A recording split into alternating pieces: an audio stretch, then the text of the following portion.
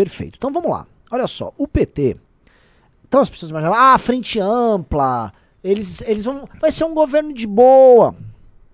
Eu ainda não acho que vai ser um governo, vamos dizer, radical. Não acredito nisso. Mas o lance é, o Lula fica passando mensagens contraditórias o tempo todo. O tempo todo. Então a parte econômica foi a primeira.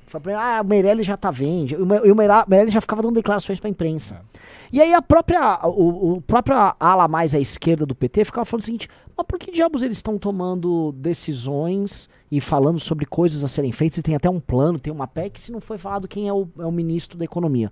Ou seja, o grupo mais à esquerda do PT já tava meio assim, e aí, né? Beleza. Então, tem Meirelles, não tem Meirelles, tem Haddad, não tem Haddad, aí soltam 4 nomes para participar da transição, que é uma turma mista, tem um Guilherme alguma coisa, acho que é Guilherme Melo, que é um economista de esquerda. Bem heterodoxo. Bem heterodoxo. Melo, Pécio Arida, o Lara Rezende e o Nelson Barbosa. Isso.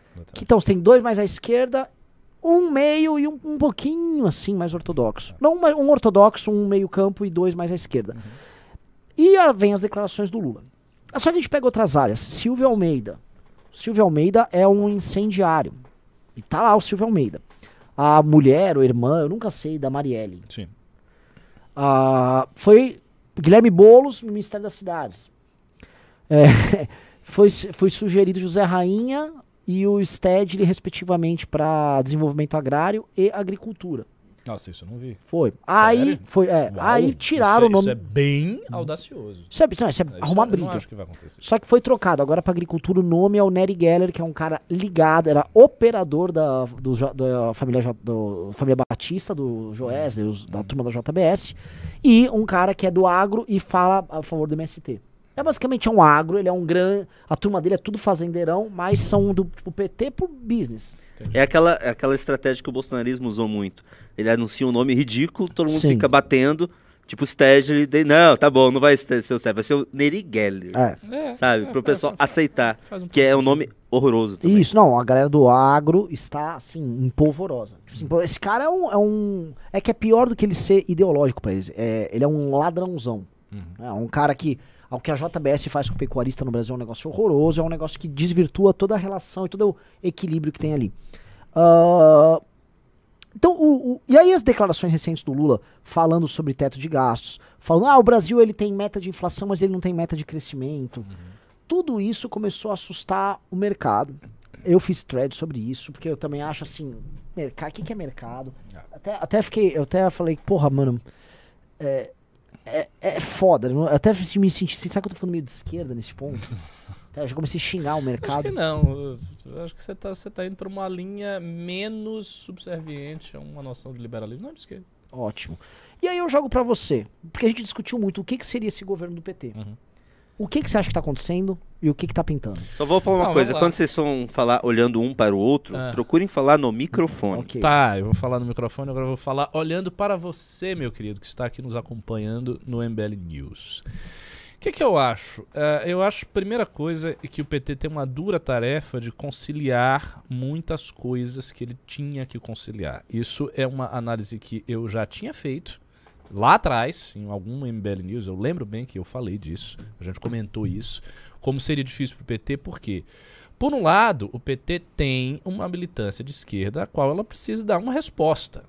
O Partido dos Trabalhadores, eu volto a dizer, é um partido de esquerda, que se vê como partido de esquerda, que se vê tendo uma atuação na América Latina muito bem definida, balizada pelos vários outros partidos de esquerda que hoje têm um momento de ascensão e que venceram inúmeras eleições na América Latina. Basta falar que a Colômbia está com partido de esquerda, o Peru está com partido de esquerda, o Chile está com partido de esquerda, está tudo com partido de esquerda. Então houve realmente na América Latina nos últimos tempos uma vitória esmagadora da esquerda e que culmina com a vitória no país mais importante da América Latina, que é o Brasil. Isso aconteceu. Se esses governos não estão bem, se daí isso vai ser desconstituído em futuras eleições, como se imagina que vai acontecer na Argentina, isso é outra questão. O fato é que, olhando a fotografia da América do Sul e da América Latina mais extensivamente, você vai ver que ela está toda vermelha. E ela já foi mais azul. Então isso aconteceu. Quando um partido como o PT se coloca desse jeito, ele precisa, de imediato, dar uma resposta às ânsias que a militância dele tem. O PT foi um partido que se viu num processo que, do ponto de vista das esquerdas, foi um golpe. Em momento nenhum, o PT abandonou a narrativa histórica de que ele sofreu um golpe. Tanto é que o Lula recentemente chamou o Michel Temer de golpista. Ou seja, ele está dizendo, olha, houve uma suspensão do processo democrático que aconteceu lá, aquilo não valeu, os partidos que votaram para o impeachment da Dilma Rousseff agiram de forma golpista, ainda que agora a gente deva compor com eles e tal, mas o fato é que eles agiram de forma golpista, houve interesse de golpe, esse golpe foi conduzido pelas elites brasileiras e isso culminou na queda de Dilma Rousseff, em tudo que a gente viu, numa operação montada, Lava Jato, com a ajuda dos americanos e tal. Essa é a narrativa histórica do PT, eles não abandonaram isso e eles entendem que é assim. Então, do ponto de vista do PT, o que houve é um retorno triunfal depois dessa tentativa de golpe que culminou na prisão do Lula, depois ele sai e tal. Isso é a história para as esquerdas. Nesse sentido, as esquerdas pressionam o PT que faça o quê? O que as esquerdas demandam do PT de imediato? Que dissolva as chamadas contra-reformas. Eles chamam assim, eles não chamam nem de reformas, chamam contra-reformas. Houve várias contra-reformas no governo Temer, essas contra-reformas precisam ser derrubadas. Então a tarefa do PT é derrubar todas elas. Derrubar o teto de gasto, a reforma trabalhista e vai. Jogar isso, né, sepultar isso aí. Isso é a esquerda. E o fato de que há governantes de esquerda na América Latina que estão levando o ideário de esquerda bem à frente, na vanguarda, especialmente o cara da Colômbia, também pressiona as militâncias internas do PT para que ele faça o mesmo. Por outro lado, o PT sabe, eles não são imbecis, que eles estão numa correlação de forças muito desfavorável. Então eles tiveram muita dificuldade, tiveram uma dificuldade assim, considerável para vencer a eleição de um cara que eles consideram fascista. Ou seja, eles estão lendo a sociedade brasileira como uma sociedade que foi muito radicalizada para a direita. Uma sociedade que foi empurrada para a direita e que 58 milhões de pessoas votaram num fascista. Então, diante disso, eles tiveram que fazer a tal da frente ampla, compor com todo o sistema, e essa composição é um pressuposto da eleição, porque se não houvesse isso, o Lula nem teria sido solto. Então ele foi solto já para disputar com o Bolsonaro, já para poder tirá-lo do poder, essa é a verdade. Ele sabe disso. Então ele teve que compor com todo esse sistema, digamos assim.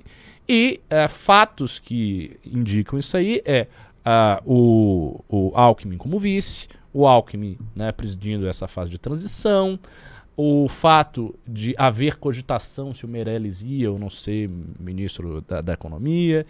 Então, os gestos que o PT foi dando ao longo do tempo, que ele não faria um governo radical, que ele ia ouvir o mercado, que ele ia manter a responsabilidade fiscal, por exemplo, nesse mesmo discurso que o Lula falou a respeito disso, também o Lula disse, né, não tem ninguém mais responsável fiscalmente no Brasil do que eu, ninguém pode dizer que eu sou responsável fiscalmente.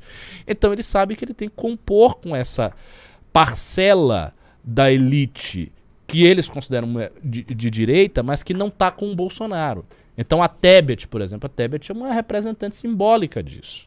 A Tebet é uma representante simbólica disso. Ela investiu, ela entrou na campanha do Lula e ela está lá opinando, dizendo que o teto de gastos tem que ser mantido, dando lá uns pitacos. Ela disse que é contra revogar a reforma trabalhista. Então, ela... Você viu que cancelaram ela hoje, né? Não o vi. Glauber Braga do PSOL organizou um cancelamento. Eu vi. E a galera ficou... Mas houve um cancelamento? Houve chegou a dar trending topics. Interessante isso aí. Eu vi o tweet do Glauber, dizendo, é bom que ela tenha entrado, mas pera aí, não sei o quê. Porque, de fato, é um elemento estranho. A Tebet é uma latifundiária, a pessoa é uma pessoa conservadora, a posição social dela é conservadora. E ela tá Simone de Beauvoir.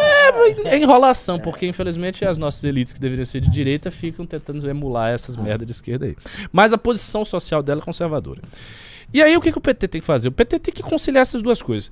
Então, quando eu vejo, por exemplo, um cara como Pércio Arida ser chamado, e um cara como Silvia Almeida está sendo cogitado por algum ministério, e a irmã da Marielle, eu vejo um esforço de conciliar essas coisas.